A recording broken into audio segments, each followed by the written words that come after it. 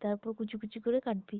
হুম তারপর আবার মানে ভালো করে কাটার পরে ধুয়ে নিবি। হুম ধুয়ে লবণ মাখাবি। হুম লবণ মাখিয়ে রাখবি কিছু সময়।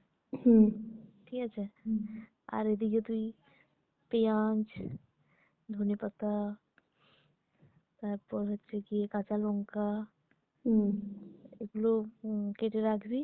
হুম তারপর বাঁধাকপিটাকে ভালো করে চিপে চিপে জলটা বের করে নিবি। হুম তারপর একসাথে মিক্সড করবি সবকিছু হুম দিয়ে, বেসন দিবি, বেসন দিয়ে ভালো করে মাখাবি। মাখিয়ে দেখবি যে ঠিকঠাক হচ্ছে কিনা, জল দিবি, জল দিয়ে ঠিক করে মাখাবি। তারপর লবণ দিবি, হলুদ দিবি, হুম আর কাঁচা লঙ্কা তো দিচ্ছিস, গুঁড়ো লঙ্কা দিবি। হুম। ব্যাস। দিয়ে দিয়ে তার হুম তারপরে ভাজবো। হ্যাঁ। আহ